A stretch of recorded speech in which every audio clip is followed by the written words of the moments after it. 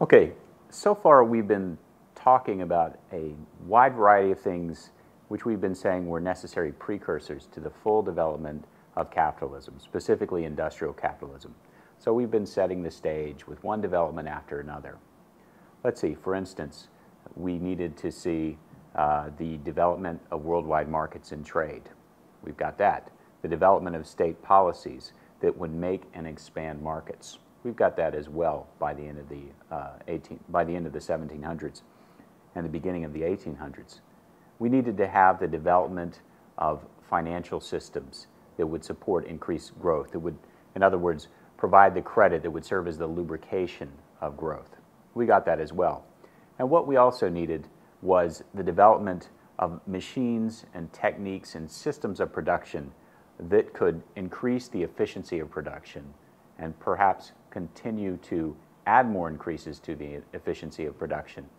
This would all collectively, potentially, allow the West, particularly England, and maybe the United States as well, the new United States, would allow them to break out of that Malthusian trap of the agricultural world.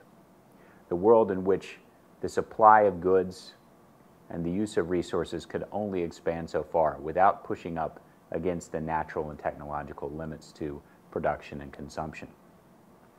But what was also needed, it turns out, or so it seems, was a series of events that served as catalysts in the development of a kind of runaway growth. And this runaway growth would not be there in Britain or in the US during the 1790s, despite the economic expansion there.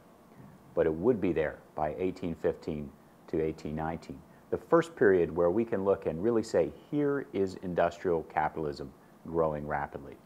So what we're going to do in this section is get you to that point from the 1790s to 1819. Now, the first place we're going to start might seem like an ironic place to start, because we're going to start by talking about the end of one system of slavery and the beginning of another. Now, it's been traditional for students of capitalism, from Adam Smith to Karl Marx on into the 20th century, to talk about slavery as something distinct from capitalism. And yet, so far, we've been talking about sugar slavery in particular as one of the engines of growth in the pre-capitalist Atlantic system, England, its colonies, the United States, etc.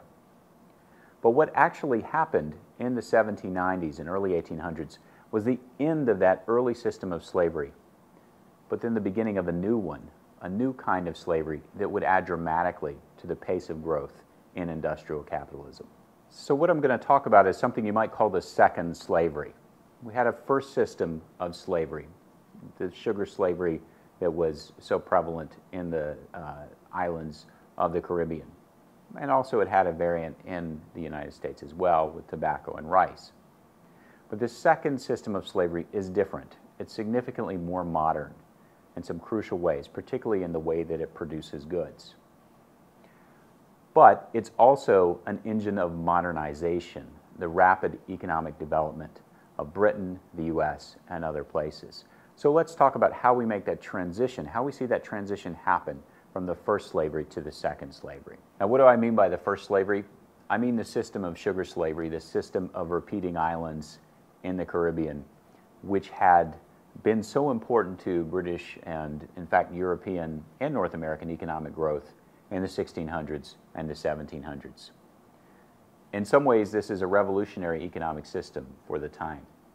It has big units of production. It produces a commodity that's sold around the world, which has all kinds of attractions and social and cultural meanings. But the system of production, although it changes some over time, does not change as rapidly as we would see, for instance, industrial production changing in the 1800s. It's still, in that sense, not fully modern. In addition, the first slavery is sustained by continual imports of enslaved Africans from Africa itself.